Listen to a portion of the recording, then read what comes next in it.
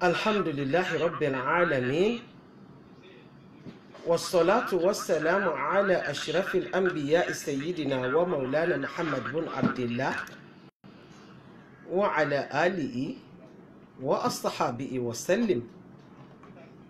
Adá ọpẹ́ fún Ọlọ́run Ọba, a fi ẹyìn fún aláyé lọ́run òjíṣẹ́ ńlá Muhammad sallallahu alayhi wa sallam, ọba tí ó fún wa ní àǹfààní tí a tún fi ń pàdé ara wa lórí ètò Al-Hidayah tó ń wá sí etí gbọ̀nyìn láti Midland FM 99.1 ní àpáta Yakuba. Akíra wa ní kíkí ọlá, bẹ́ẹ̀ akíra wa ní kíkí ọlá, akíra wa lẹ́yìn tá a mọ̀ kíra wa tó bá di ọjọ́ gbẹ̀yìn pé àánú Ọlọ́run àtòrí àjẹǹjẹtàn rẹ̀ kó máa bá ẹnìkọ̀ọ̀kan wa gbé. Ọlá ṣáájú ẹ̀dá Muhammad, ọlá la ilaha illallah.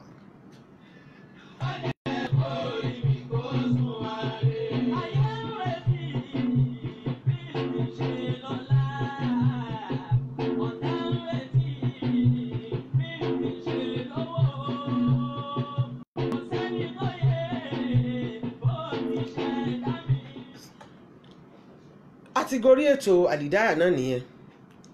Èyí tí mo fẹ́ gbéyẹ̀wò lénìí ètò kan tó ṣe pàtàkì púpọ̀ ni. Òun ṣe wù mí kí rẹ́kọ̀dù rẹ̀ kó wà ńlẹ̀. Kí ni nǹkan tí a fẹ́ máa bára wa sọ lórí ètò Al-Hidayah lénìí ni importance of medical test before marriage. Kí music yẹn kó lọlẹ̀ pátápátá. Importance of medical test before marriage. Òun ni al-fakhsu at-tibbi qabla az-zawaj. Kí ni nǹkan tí eléyìnbó gbà lérò pẹ̀lú eléyìí àti tí Lárúbáwá gbà lérò pẹ̀lú eléyìí náà ní pàtàkì ìṣe tẹ́sítì nípa àti mọ ìlera ara wa, pàápàá jùlọ tẹ́sítì tí wọ́n ń pè ní genotype test. Kí nìdí tí a fi fẹ́ gbé ètò yẹ̀wò lénìí? A fẹ́ kí gbogbo tí ń jẹ́ ẹni tí ń palẹ̀mọ́ àti ṣègbésí ẹ̀ nípa pé a fẹ́ wọnú ìgbésí ayé lọ́kọláya. A fẹ́ là yín lọ́yẹ, a sì fẹ́ fi yé yín pàtàkì ká ṣe medical test ká tó ṣègbéyàwó àti ipa tí ń bẹ́ẹ̀ ní dáadáa fún wa àti nǹkan tó lè dáàbò bò nínú ìgbésí ayé wa àti ìgbésí ayé ọmọ wa àti tàrọmọdọ́mọ wa. Eléyìí tá ń gbéyàwó lórí ètò lé ní gbogbo ẹ̀yin abiyamọ tẹ́ ń gbọ́ mi pátá, ẹ dákun ẹ farabalẹ̀ kẹ́ ẹ máa bá mi ká lọ, torí pé laqad thabata fi dinina anna ad-darara yuzalu wa anna az-zara'i'a tusaddu wa anna al-masaliha tujlabu wal mafasida tudra'u ila ghayri dhalika min al-qawa'id allati tusbit qawna ash-shar'i hidayatan lil 'alamin. Gbogbo tí mo wí kalẹ̀ ni pé ẹ̀sìn Islam ẹ̀sìn tó pé púpọ̀ ni. Ó wá gbà wá láyè láti ṣe ìwádìí lórí n tó lè ṣe wá láǹfààní tá a sì fi lè máa work towards getting it, àti nǹkan tó lè pa wá lára tá a fi lè gbìyànjú àti guide against it. Léyìí tí ń fi rinlẹ̀ fún wa pé Islam ẹ̀sìn ìmọ̀nà ni without doubting. Ká ṣèwádìí ìdílé wo ló ti jáde, ta lẹni tó bí, ọmọ ilé wo ni, ṣó lẹ́sìn àbí ò lẹ́sìn. Gbogbo nǹkan tí Islam gbà wá láyè láti ṣèwádìí ní pabambarì rẹ̀ wá ni pé ó tún wá gbà wá láyè láti ṣèwádìí nípa irú ẹ̀jẹ̀ wo ní ń bẹ lára rẹ̀, irú táìpù ẹ̀jẹ̀ wo ní ń lò. Gbogbo ọ tó ń gbọ́ mi lórí ètò, bí mo ṣe kéré mọ̀ years back àti rí ọ̀pọ̀lọpọ̀ ìlàkàkà abiyamọ lọ́kùnrin lóbìnrin láti gbé ọmọ jó. Ẹlòmíì bímọ dórí 10 kó tó rí 3 ṣàjọ nínú wọn. Àbíkú ní bí ni, àbíkú ni. Kódà ẹlòmíì gbàgbọ́ pé ìyá ìyàwó òun ní ń ṣe òun, ẹlòmíì gbà pé ìyá ọkọ òun ní ń ṣe òun tóun fi ń bímọ kú. Bóun bá bí kan ìkan ó kú, bóun bá tún bí kan ìkan ó kú. Wọ́n gbà wípé n ti ń kó ìpalára táwọn ọmọ táwọn ń bí fi ń kú kò ju pé ẹnìkan ń ṣe àwọn lọ láláì nímọ̀ pé ìwádìí nípa genotype àti pàtàkì rẹ̀ torí pé káríà méjì tí wọ́n bá pàdé pọ̀ yóò nira púpọ̀ láti bí ọmọ tí ò ní jẹ́ síkìlà ẹ̀sìn méjì ló pàdé lára ọmọ tírú wọn tí wọ́n bínú. àwọn ọ̀jọ̀gbọ́n onímọ̀ ti fi hàn pé oríṣi blood disease mẹ́ta ní bẹ anemia leukemia àti sickle cell. ìwádìí ìjìnlẹ̀ òun ló jẹ́ kí gbogbo àwọn àṣírí tá à ń wí òun ló jẹ́ kó tú sí wa. kí wá ni wọ́n ń pè ní tarif al-fakhs at-tibbi kí ni táwọn ọ̀jọ̀gbọ́n onímọ̀ gbà lérò pẹ̀lú al-fakhs at-tibbi ìwádìí ìjìnlẹ̀ lọ́nà ìṣègùn òyìnbó ni wọ́n ń pè bẹ́ẹ̀ tẹ́ ẹ bá gbọ́ tó máa pẹ́ tarif al-fakhs at-tibbi òun ni ìwádìí ìjìnlẹ̀ lọ́nà ìṣègùn tó lóyìnbó. lórí eléyìí tá a wá ń sọ yìí yutlaq lafz al-fakhs at-tibbi wa yuradu bi al-bahth wal-kashf. nǹkan tí wọ́n gbà lérò pẹ̀lú eléyìí òun ni ìwádìí tí máa tú àṣírí àárẹ̀ tí ń bẹ lára ẹ̀dá bóyá ẹ̀jẹ̀ ni o bóyá omi ni o bóyá nǹkan kan ni o. nínú ìwádìí tí wọ́n bá ṣe lóníkálùkù fi máa mọ̀ pé àṣẹ nǹkan báyìí ní í ṣe lágbájá. wal muradi bihi inda al-fuqaha huwa al-qiyam bil-kashf ala al-jismi bi kulli al-wasa'il al-mutaha li ma'rifati ma bihi min maradin. nǹkan tí àwọn onímọ̀ wá fọkàn sí tí wọ́n fi gbà wá láyè láti ṣe eléyìí àbí ká sọ pé àwọn àfọ onífíkìú fi yé wa pé ìgbésẹ̀ láti mọ̀ nípa àìsàn káìsàn tó lè wà lára wa aláàní ni ká mọ̀ nípa ẹ̀jẹ̀ wa aláàní ni.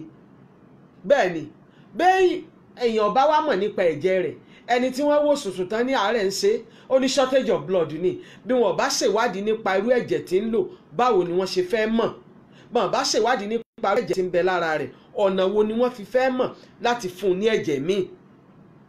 gbogbo wọn tó wá ń gbọ́ mi lórí ètò Al-Hidayah tí ń wá sí etí gbọ́ yín láti Midland FM 99.1 lápáta Yakuba. eléyìí tá a mọ̀ ń gbé yẹ̀wò ní ètò kan mọ́ ni tọ́mọ̀ ti kó agara bá ọ̀pọ̀lọpọ̀ ìdílé, ètò kan mọ́ ni tọ́mọ̀ ti kó wàhálà bá ọ̀pọ̀lọpọ̀ mọ̀lẹ́bí. àwọn onímọ̀ onífíkíù àwọn náà ṣàdédé sọ pé àláàlí ni láti ṣèwádìí nípa àìsàn káìsàn tó lè máa dà wá láàmú nínú àgọ́ ara wa pàápàá jùlọ ẹ̀jẹ̀. mashru'iyatul fakhs at-tibbi istadala al-fuqaha'u allazina yarawna mashru'iyatul fakhs at-tibbi bi ba'd al-ayat al-qur'aniyya. àwọn ọ̀jọ̀gbọ́n onímọ̀ àwọn náà ṣàdédé sọ pé it can be done bí kì í ṣe wípé àwọn náà tẹ̀lé ọ̀rọ̀ Ọlọ́run ọba mi ni ọba àlekè ọlá. kí lọ́lọ́run wí nínú al-Qur'an al-Karim ba'da a'udhu billahi minash shaitani rajim bisimilahi rahmani rahim. alukurani ni wala tulku bi aidikum ila tahluka pé ẹ má ṣe fi ọwọ́ ara yín alukurani ló wí bẹ́ẹ̀ pé ẹ má ṣe fi ọwọ́ ara yín kó ìpalára bá ìgbésí ayé ara yín. ẹ má rí kòtò ńlẹ̀ kẹ́ ẹ sì fọwọ́ ara yín kẹ́ ẹ jì sí kòtò náà. ẹ má rí wàhálà ńlẹ̀ kẹ́ ẹ sì fọwọ́ ara yín kẹ́ ẹ tọrọ ara yín bọ wàhálà náà. ẹ má rí pé ọ̀nà tí mo fẹ́ rìn yìí ọ̀nà tí ò ní yẹ ni ọ̀nà tí ó mú wàhálà wá fún mi ni tí ìfini sùn tí ìfini wo alukurani ni ẹ má ṣe tọrùn ara yín bọjọ gọdì. tá a bá tún wá wo àyè kan nínú alukurani al-Karim àríbi tọ́lọ̀ tó ti ń sọ fún wa pé wala taqtulu anfusakum inna Allaha kana bikum rahiman. alukurani ni ẹ má ṣe para yín o torí pé mi tí mo ṣẹ̀dá yín èmi aláàánú jùlọ lèmi jẹ́ fún yín. ẹ má ṣe fọwọ́ ara yín ẹ má fi ara yín ẹ má fi fa ìparun sígbésí ayé yín. tá a bá tún wá wọnú ọ̀rọ̀ anábì wa Muhammad sallallahu alayhi wa sallam àtòrí ibi tí Adéwálé Muhammad tóun náà tó ti ń sọ fún wa ní ààyè kan pé iza sami'tum bita'un bi ardin fala tadkhuluha. tẹ́ ẹ bá gbúrò pé àjàkálẹ̀ àrùn kan bẹ ní ààyè kan anábì ni ẹ má ṣe wọbẹ̀ o. anábì ni tẹ́ ẹ bá ti gbúrò pé àjàkálẹ̀ àrùn kan bẹ láàyè kan ẹ má ṣe bá wọn wọbẹ̀ o. tó bá sì jẹ́ pé ẹ wà ní ààyè tá à ń sọ yìí iza sami'tum bita'un bil ardin fala tadkhuluha wa iza waqa'a bi ardin wa antum biha fala takhruju minha. tó bá jẹ́ pé àjàkálẹ̀ àrùn tá a wá ń sọ yìí ọba yín nílùú kan ẹ má jáde ńbẹ̀ láti má fi kó àrùn bá ọmọlàkejì yín. kí wá láǹfààní ìfẹ́ ni mo ní sí mo I love you pẹ̀lẹ́ ẹ jẹ́ ká mọ̀ pé wàláhì tàláì bí a bá torí ìfẹ́ tí ń bẹ lọ́kàn wa síra wa tá a wá wò ó pọn dandan aya alukurani tí àwọn onífíkìú gbọ́yé nì tí wọ́n fi sọ wípé a lè ṣe test nípa ẹ̀jẹ̀ wa ká sì mọrú ẹ̀jẹ̀ wo ní ń bẹ lára wa alfaqsu tibbi qabla zawaj min ittikhaz al-mahazir la'alla yaqa al-insan fi tahluka bẹ́ẹ̀ ò bá ti fẹ́ kó ìpalára bára rẹ ọmọ ìyá mi I'm in love with her. Yes, I didn't say anything. Yes, I'm madly in love with him. Yes, nothing bad in loving him. Ṣùgbọ́n lọ́ọ̀fù tí ó wọlé tẹ́ ẹ mọ káàkiri pẹ̀lú wàhálà ẹ má jẹ́ kí eléyìí kó tàn yín jẹ torí pé ìwádìí ìjìnlẹ̀ nípa genotype yìí ó ti kó wàhálà kúrò nígbésí ayé ọ̀pọ̀lọpọ̀. Alfaqsu tibbi qabla zawaj àníṣe ká ṣèwádìí nípa ibo ni a belong sí ká tó ṣègbéyàwó eléyìí ó fi jẹ́ ìdáàbòbò fúnra ara wa ni torí pé níjọ́ tó bá torí pé mo nífẹ̀ẹ́ rẹ̀ ni mi lè ṣe láì ṣe pẹ̀lú rẹ̀ ni ọjọ́ tó bá jẹ́ pé léyìí ló bá ti wà lọ́kàn rẹ̀ níjọ́ tẹ́ ẹ bá wá bẹ̀rẹ̀ sí ní bímọ tẹ́ ẹ bẹ̀rẹ̀ sí ní bímọ tí àwọn ọmọ tá a wá ń sọ̀rọ̀ rẹ̀ yìí tí wọ́n bá wá ń gbé àárẹ̀ kan káàkiri tó wá ń sáré sọ́tún tó ń sáré sósì ọlọ́run gbogbo àwọn tí wọ́n ti jìn sí kòtò rú eléyìí pẹ̀lú àìmọ̀ ọlọ́run bá wa ṣàánú wọn ọlọ́run bá wa fi wọ́n láyà balẹ̀ ọlọ́run ìwọ lọ́ba tí àánú kún ọ̀dọ̀ rẹ bá wa fi ojú àánú rẹ bá wa fi wo gbogbo àwọn tó jẹ́ pé ihun tí wọ́n bí rìsọ́ọ̀tì àìsàyẹ̀wò ni ìwọ lọ́ba tó ṣàánú ẹrú bá wa ṣàánú àánú pọ̀ lọ́dọ̀ rẹ ṣùgbọ́n síbẹ̀síbẹ̀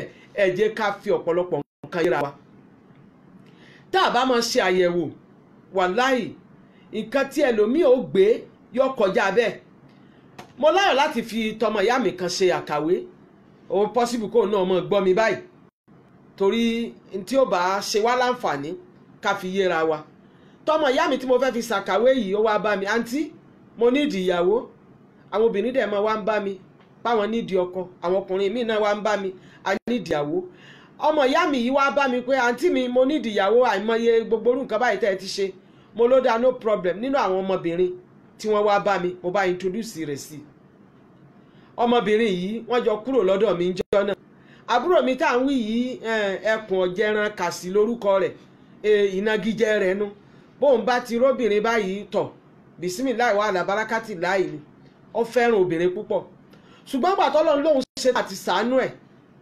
arábìnrin tó rí yìí ó wá wò pé ọmọ yìí arábìnrin yẹn wá ń fa àwọn fọ́tò kan hàn pé àbí mo ṣe rí tẹ́lẹ̀tẹ́lẹ̀ ni mo sanra nǹkan ìgbà ni àwo ni ọmọbìnrin yìí òun àtàbúrò mi wọ́n ṣàjọ lé ṣùgbọ́n gbà tọ́lọ́run ó dáàbò bò ọlọ́run ní kọ́mọbìnrin yìí wà nínú nǹkan àlìádà rẹ̀ níjọ́ náà ń ṣe messes àbúrò mi ti fẹ́ rọ́ọ̀lù bẹ́ẹ̀ ni èyí tí ó ṣe wá láǹfààní tá a bá sọ kò burú ṣùgbọ́n torí ọmọbìnrin yìí ń ṣe messes lọ́wọ́ kò jẹ́ kó láǹfààní àti bá alájọṣepọ̀ along the line tó wá ń wo pé wọ́n ló sì sanra báyìí kí ló wá ṣe ọ́ tó wá báyìí àbí ká lọ ṣe tẹ́sì ni mo jẹ́ ká lọ ṣe tẹ́sì èmi dé bí àbúrò mi ṣe mú arábìnrin tó mú un lọ láti lọ ṣe tẹ́sì nìyẹn nígbà tí wọ́n débi tí wọ́n ti ṣe tẹ́sì wọ́n discover pé ọmọbìnrin ti ní HIV ló bá sáré pè ní àǹtí ọlọ́run ló mọ̀ yọ ọ̀hún lánàá báyìí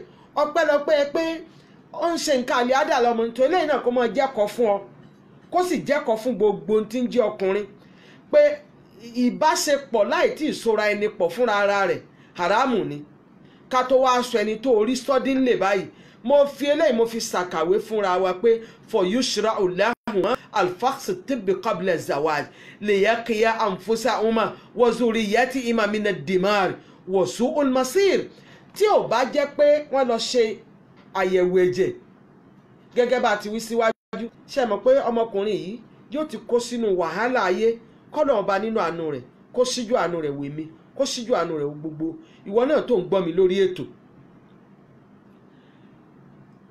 ìṣèwádìí nípa ẹ̀jẹ̀ ǹjẹ́ o mọ̀ pé you are protecting yourself and your partner and your generation wá tó o bá ti mọ̀ bẹ́ẹ̀ má jẹ́ kó rí ọlá níjọ́ tí ọkùnrin bá sọ fún ọ pé wò ó lágbájá èmi ò rò pé a lè tẹ̀síwájú o láì ṣe medical test o má rí gẹ́gẹ́ bí nǹkan.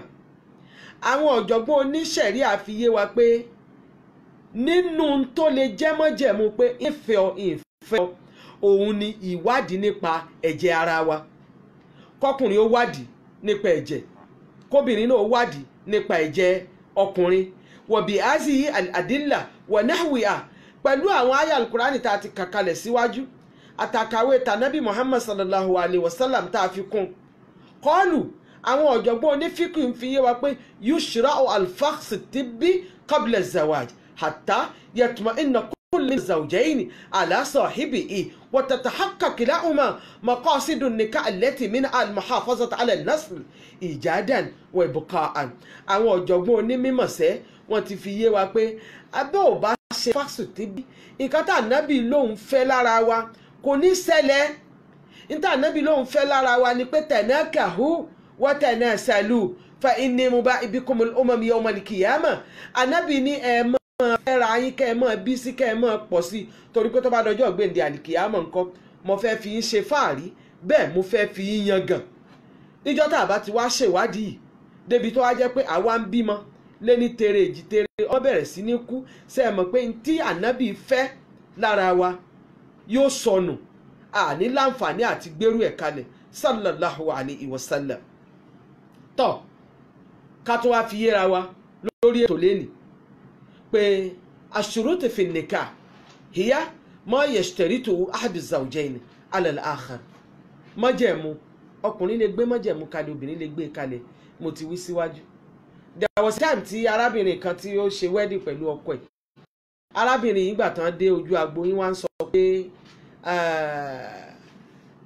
n tí mo fi lè gbà kẹ́ ẹ so wá pọ̀ ala sunnatillahi wa rasul òun ni kó ṣe pé kọ́kọ́ mi ó ṣèwádìí fún mi mo yọ̀ǹda owó orí àmọ́ kó ṣe àlìkáwàdí fún mi pé òun ò ní fẹ́yàwó mi ìlé mi èmi nìkan lòun ọ̀fẹ́. Arọ́pọ̀lọpọ̀ àwọn èèyàn tí wọ́n bẹ̀rẹ̀ sí ní bú wọ́n ń ṣe pé irú èwo leléyìí àdánwò tún leléyìí o ẹ̀rí bóbìnrin yìí ti wá ṣe. Èmi láyọ̀ láǹfààní láti sọ wọn pé nínú nǹkan tí Islam fọwọ́ sí ni, yes I'm still repeating it, nínú nǹkan tí ṣẹ̀ríà Islam tó fọwọ́ sí ni pé ẹ lè gbé májẹ̀mú kalẹ̀ pé n tí ó mú mi fẹ́ ọ òun ni pé má fẹ́ yàwó mi ìlé mi, n tí ó mú mi fẹ́ ọ òun ni pé o gbọ́dọ̀ rán mi ní Mákà, n tí ó mú mi fẹ́ ọ òun ni pé o gbọ́dọ̀ ṣerú nǹkan báyìí fún mi. Ìyàwó mi tí mo bá ti fẹ́ ọ tán o gbọ́dọ̀ hẹ́hà o gbọ́dọ̀ síjúlẹ̀ mọ́. The moment tó bá sọ pé o gbà pé o ní síjúlẹ̀ kò tún gbọ́dọ̀ sí nǹkan kan tó gbọ́dọ̀ mú ọ tún sí ojú náà lẹ̀ mọ́ hatta yawmal qiyamah. Qala al-Habib Mustafa sallallahu alayhi wa sallam ẹ̀gbọ́n Tádéwálé Muhammad wí ni ó ní inna ahaqqa shuruta an yuwafa bihi mastahlattum bí ìlfùrújà pé anábì ní ọba májẹ̀mú láyé òun ni májẹ̀mú téèyàn dá láti sọ ìhòòhò obìnrin di ẹ̀tọ́ fún. níjọ́ tó ọba ti wá ṣe májẹ̀mú pé báyìí ní ṣe anábì ti fi yí wa pé o gbọ́dọ̀ tó sẹ́rí padà lórí májẹ̀mú náà. a jẹ́ pé wa min shuruti sihhati zawj alla yakuna ahadu zawjayni maridan bil maradi allazi yatawaqqa minhu al-mawt 'adatan. láàyè yìí gbogbo owó tó ń gbọ́ mi níjọ́ tó o bá ti fi ẹ̀tàn tẹ̀ fi fẹ́ra yín àárẹ̀ kan ṣe ọ́ or wá hide it simply because you are in love with him or her. o fi àárẹ̀ náà pamọ́ torí ìfẹ́ tó o ní sí i. ó jẹ́ kí n tètè sọ fún ọ pé the moment tí partner rẹ mọ̀ pé ó ṣe jàǹbá fún un lórí àárẹ̀ náà tó wá seek for divorce ó ti tán náà nìyẹn. Ṣẹ̀ríà Islam fara mọ́ bẹ́ẹ̀ pé ó lè seek fún divorce. ìwọ tó wá ń gbọ́ mi báyìí ala tara anna ishtirat as-salama min al-uyub is anna al-maqsuda min fakhs at-tibb qabla az-zawaj taftishun ma bi ahad az-zawjayn min al-amrad. gbogbo ìwọ tó ń gbọ́ mi gẹ́gẹ́ mo ti wí síwájú o ọmọ ìyá mi tó ń gbọ́ mi, importance of medical test before marriage ẹ gbọ́dọ̀ mọ̀ ẹ sì gbọ́dọ̀ bàbàrà rẹ̀ torí pé tẹ́ ẹ bá mọ̀ kẹ́ ẹ bàbàrà rẹ̀ wàláì wàhálà ni. ọkùnrin lè gbé e kalẹ̀ àsìmọ́jẹ̀mú pé yes I'm not ready to marry you until you do the test. obìnrin náà lè gbé e kalẹ̀ pé yes I'm not ready to marry you until you do the test. torí pé Islam bàbàrà ìdáàbòbò ẹ̀mí nínú ayé. Tá a bá dáàbòbò ẹ̀mí, àwọn oríṣiríṣi wàhálà tí tá à ń kojú láwùjọ nísìn, that is how it will continue going. Ṣé ẹ mọ̀ pé èmi tẹ̀ tó gbọ́ pé kinní kan tó ń bẹ láìpẹ́ yìí, wọ́n ní àwọn ọmọbìnrin kan bímọ, wọ́n á ló kọ́kọ́ gbọ́dọ̀ abẹ́rẹ́ 45,000 náà kó tó fọ́mọ lọ́mú. Tí ò bá ṣèwádìí ìjìnlẹ̀, bóò ní irú obìnrin bẹ́ẹ̀ ṣe fẹ́ mọ̀ pé òun gbọ́dọ̀ kọ́kọ́ gba abẹ́rẹ́ yìí ná before kí òun ó tó láǹfààní àti fún ọmọ lọ́mú.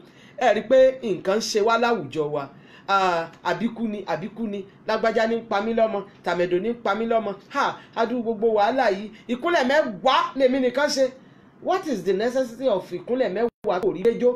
Ọlọ́run jẹ́ kí gbogbo abiyamọ kárọ́mọ wa gbẹ́jọ́. Ọlá aṣáájú ẹ̀dá Muhammad la ilaha illallah. Níjọ́ wọn àná àmọ́ bàmí lẹ́mìí jẹ́ gan tí mo bá rí bọ́n ṣe ń ṣe àwọn ọmọ dó nínú ìgbàgbọ́ tiwa náà ni pé àbíkú ni. Nǹkan tá a gbàgbọ́ pé yes àbíkú ni lóòótọ́. Kí ló dé tá a fi gbàgbọ́ pé àbíkú ni? Kò táyọ̀ pé ńgbà tí wọ́n bí lákọ̀ọ́kọ́ ó kú, wọ́n tún bí lẹ́ẹ̀kejì ó kú. Àwa mú ọmọ ẹlòmíì á fi iná wá fi àpá sára ọmọ tuntun kó tó di pé wọ́n sin. Ẹlòmíì á mú àdá wá fi kọlà. Kódà àwọn ajá ọmọ mi létí pé ẹgé etí rẹ̀ kúrò, bí ó bá padà wálé ayé rí pé yóò padà wá pẹ̀lú àpá nìní. Láláì mọ̀ pé àṣé à ń tanra wa ni. Muhammadu mọ̀ tó lẹ́ni tó yẹ ká pọ́nlé. Bẹ́ẹ̀ ni Muhammadu mọ̀ tó lẹ́ni tó yẹ ká ròyìn. Èmi mọ̀ fẹ́ sàṣàlátù fàdéwálé Muhammad sallallahu alayhi wa sallam. Ayé ẹ jẹ́ kájọ sàṣàlátù tọ́pọ̀ fún ànábì Muhammad sallallahu alayhi wa sallam. Ó dàbí ẹni pé wọ́n ti ń wá míúsíkì náà tá a fẹ́ lò. Ṣó ti délẹ̀? Ọya bisimilahi wa ala barakatillah.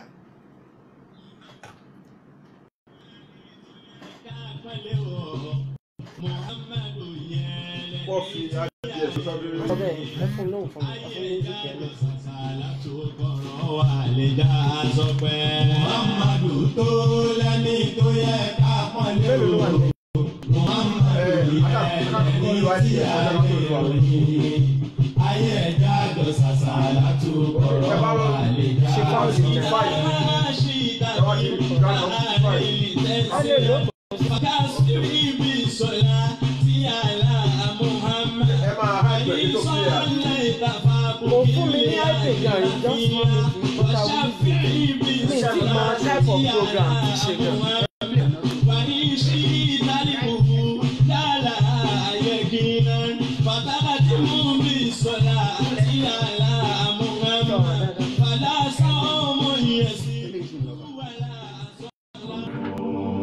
Ìwòsàn dé nílànà Islam tí ó sọ ní dẹ́lẹ́bọ̀ ló jẹ́ kí ilé-iṣẹ́ Sifaul Nas Islamic Chemist máa pé gbogbo mùtúmù wá láti wá tọ́jú ara wọn lọ́nà ìgbàlódé tí ẹ̀sìn Islam là kalẹ̀. Àwọn akọ́ṣẹ́mọṣẹ́ nílànà Islam pẹ̀lú ètò ìlera ní Sifaul Nas Islamic Chemist. Àǹfààní wà láti mú ìṣàyẹ̀wò tẹ́ ẹ bá ṣe níbikíbi wá sọ́dọ̀ wọn. Bẹ́ẹ̀ gbogbo yìí tẹ́ tó fẹ́ ra Islamic medicine. Ibẹ̀ lọ́dọ̀ wọn lówó tí ògùn ni lápá pálípálí ló fẹ́ ní àbẹ́yẹ yọ. Bí òróró akátú sọ̀dá àzẹ̀yìntò.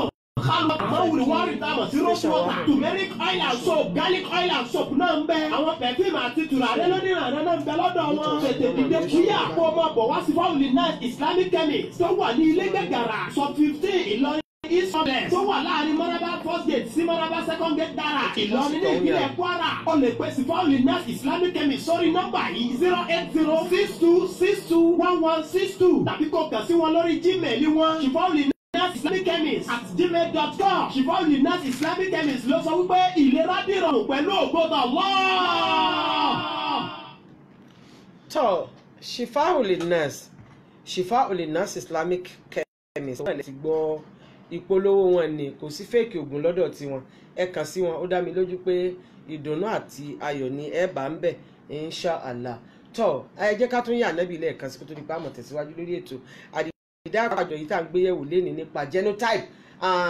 Ọ̀pọ̀ ìṣòro ló ti wọlé tọ̀ mọ̀lẹ́bí mi látara pé ẹlòmíì gan mọ irú blood group wo ló ń belong sí, yóò sì tó fi pamọ́ fún ìyàwó rẹ̀. Ọkùnrin fi pamọ́ fún ìyàwó, bẹ́ẹ̀ náà lobìnrin fi pamọ́ ní tìtorí ìfẹ́ tí wọ́n ní síra wọn. Ṣùgbọ́n ìgbà tó bá di pé wàhálà bá wa wọlé tán, ìgbà náà lọ́kàn wọn wà tó máa kọ pé if I have known I shouldn't have done this. Ìbádẹ́ ti sọ fún ìyàwó mi o, oníkàlùkù bẹ́ẹ̀ ti máa bá láyìn rẹ̀ lọ. Ẹ jẹ́ kí olórin wọ́n wọlé náà kó tó di pé a tún máa tẹ̀síwájú lórí ètò. àjọsà ayé ẹja àjọsàsà látò kọ̀rọ̀ wà lẹ́jà sọpẹ́. Muhammadu tó lẹ́ni tó yẹ ká pọ́nlé o. Muhammadu yẹ lẹ́ni tí a lè ròyìn. Ayé ẹja àjọsàsà látò kọ̀rọ̀ wà lẹ́jà sọpẹ́.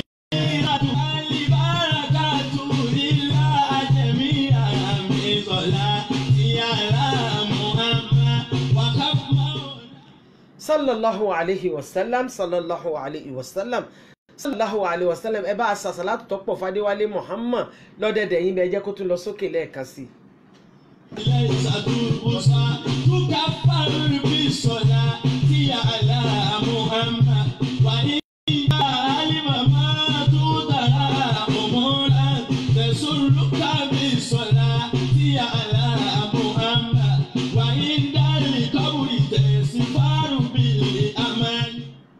wọ́n ti sàṣàlátù níbẹ̀ yẹn sallallahu alayhi wa sallam èmi sábà ṣe Facebook live bí kì í ṣe tí mo bá rí tọ́pìkì tí mi ò fẹ́ kó lọ tí mo sì fẹ́ kí gbogbo aráalé kan jàǹfààní rẹ̀ òun ló mú mi tí mo fi ń ṣe léyìí lówùúrọ̀ tèmi nípa importance of medical test before marriage alfaxo àtẹ̀bẹ́ qabla zawaj pàápàá jùlọ kó tó di pé a ṣe ìgbéyàwó bá a ti wí síwájú pé àbíkú ní ń dà láàmú àbíkú ní ń dà láàmú ìgbàgbọ́ ọ̀pọ̀lọpọ̀ wa ni pé àbí ọmọ èmèrè ni èmèrè lọmọ tó bí èmèrè burúkú ni ṣé bí inú ìwádìí ìjìnlẹ̀ láti mọ̀ pé bọ́mọ bá ń gbóná instead tá a fi pọn ọmọ sẹ́yìn tá a tún kẹ́yìn rẹ̀ síbi iná omi tútù là á fi sọ́mọ tí ń gbóná la ìwádìí ìjìnlẹ̀ ló dé tó tú gbogbo àṣírí yìí níjọ́ òun àná bọ́mọ bá gbóná wọn ò ní ó yá ẹ daṣọ bò lórí ẹ fún nígi ó yá àgbo máa fín bí bá wá ń fín àgbo náà at the same time ẹ mọ̀ wá wò ó pé irú kí wá lélẹ́yìí torí ìtọ́lọ́ ọmọ tí wọ́n ń fi tí ń gbóná tá a tún wá gbé sínú tí gbóná ẹlòmíì ò tún wá ní ẹ pọ̀n sẹ́yìn bẹ́ẹ̀ bá wá pọ̀n sẹ́yìn wọ́n tún wá kẹ́yìn rẹ̀ síná ọmọ bàbá bàtà lẹ̀ ní ọba kọrí sálì kìámọ̀ kí ló tún wá kù mọ́ ṣùgbọ́n gbà tí wádìí ìjìnlẹ̀ dé ó fi yé wa pé tọmọ bá ń ràn temperature nítorí yẹ kẹ́ ẹ ṣe ni pé ẹ bomi tútù sí i la ẹ bọ́ṣọ kúrò lára rẹ̀ ọlọ́run kó bá a ṣàlékún àlàáfíà fún gbogbo ẹni tí ẹ máa ń dààmú lórí ní tà ń sọ lẹ́nìí lórí ètò àlìdáyà alukurani ti wá fi yé wa nínú àwọn àyè kan nínú alukurani kẹrìmà tó níbi tọ́lọ́run ti ń sọ fún wa pé ẹ̀yin èèyàn kú anfusakum wa ahlikum nara ẹ protect ara yín ẹ protect mọ̀lẹ́bí yín látara aná ìyún ọ̀tọ̀ ọ̀kanu eléyìí tá a tún wá mẹ́nu lé lówùúrọ̀ tèní látara wípé ẹ má tún ṣe fi ọwọ́ ara yín fa ìpalára fúnra ara yín kódà ẹ má ṣe sábàbí bí ẹ̀mí ó ṣe bọ́ lára yín fúnra yín àbí látara ẹnìkan ọlọ́run ló wí bẹ́ẹ̀ pé wala tulqu bi aydikum ila tahluka ẹ má ṣe kó parun bára yín mélòó nínú ẹni tó jẹ́ pé torí ìfẹ́ ni ó mọrú ẹ̀jẹ̀ tó ń lò kò sì ní sọ ẹ dákun ẹ̀sìn Islam ẹ̀sìn tó pé púpọ̀ ni eléyìí tá à ń wí ẹlòmíì lè mọ̀ pé ìwádìí ni ẹ̀sọ́ wa yẹ bẹ́ẹ̀ ntọ́lọ́run fi pamọ́ ọlọ́run lọ́mọ̀ọ́mọ̀ ló fi pamọ́ Allahu Akbar níbi tẹ́ ẹ bá ti rí rìsọ́ọ̀tì tí ń jáde látara àìṣèwádìí yìí ẹ fẹ́ lè mọ bẹ́lòmíì káàánú pé ó mọ̀ ṣe o kí wọ́n ló dé táwọn náà ṣèwádìí ìjìnlẹ̀ kó tó di pé wọ́n jèsì irú nǹkan tí à ń sọ yìí ó túmọ̀ sí pé ṣẹ̀ríà Islam ti fi wá láyà balẹ̀ pé ẹ lè ṣe é kọ̀ǹtàbàtà ìdí nìna àna dọ́rọ́rà yuzal Islam ti fi yá pé a lè dáàbò bora wa o a lè gbéra wa kúrò nínú tí ń jẹ́ mùsíbà ayé bẹ́ẹ̀ ni wa anna zaraiya tusadu wa anna al-masaliha tujlab wal mafasid tudra a lè tí ó pa wá lára a lè guide against it ní tí ó sì ṣe wá láǹfààní a lè gbìyànjú ká fà mọ́ra wa ká mọ̀ pé tí n bá fẹ́ lágbájá ìmọ̀ àbífẹ́ náà ti pọ̀ ó n tí mọ̀ bí síkìlà ni ká wá firú ẹ̀ ká fi pamọ́ ọjọ́ tíyàwó rẹ bá mọ̀ pé o ti mọ̀ nípa irú blood group tó belong sí o sì wá torí ẹ̀ kó sọ fún un kó ní kálukú mọ́ ọ lọ jẹ́jẹ́ ọjọ́ náà gbogbo ọjọ́ tíyàwó rẹ bá mọ̀ mo láǹfààní àti sọ fún ọ pé irú ìyàwó bẹ́ẹ̀ ó entitled láti sọ pé ìfẹ́ ọmọ torí pé o ti kópa lára bá mi tó bá sì jẹ́ pé ọkọ náà níyàwó firú ẹ̀ pamọ́ fún, irú ọkọ náà lè sọ fún ìyàwó pé èyí ìfẹ́ ọmọ torí pé o mọ̀ pé n ti ń bẹ lára rẹ̀ rẹ̀ and you didn't mention it. Islam ò sì fẹ́ ká máa kọra wálẹ̀. Islam fẹ́ ká fi ìgbésí ayé ara wa ká fi fàyàbalẹ̀ sí fúnra ara wa láyé ń bí àti ní gbangba àlìkìyámọ̀. Àánú Ọlọ́run àti àjẹjẹ tán rẹ̀ yóò mọ̀ bá ẹnìkọ̀ọ̀kan wa gbé ọlá ṣáájú ẹ̀dá Muhammad ọlá la ilaha illallah. Importance of medical test before wedding òun ni tá à ń gbé yẹ̀wò lórí ètò al-fakhs tibbi qabla zawaj. Òun ètò kọ́lọ̀ ọba kó gbàdúrà ẹnìkọ̀ọ̀kan wa. Gbogbo ẹ̀yin tẹ́ ń gbọ́ wa tẹ́ ń ṣàdúrà fún wa, a dúpẹ́ fún yín. Àánú Ọlọ́run ní kúrò nínú ayé yín ọ̀là la hawla wala quwwata illa billahil aliyyil azim. Ẹ jẹ́ ká tún sàṣàlátù tó pọ̀ fún Muhammad tiẹ̀, Muhammad tiẹ̀, Muhammad gbogbo ayé sallallahu alayhi wa sallam. Munibun bi salati ala Muhammad fajanibu anhum wa siwahum watakiri bi salati ala Muhammad ayẹjájọsà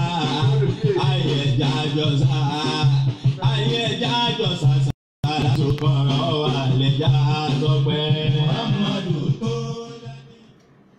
Iṣẹ́ àjùmọ̀ṣe láti agbègbè dé agbègbè ti MTN tí à ń pè ní What Can We Do Together project tún ti kalẹ̀ o.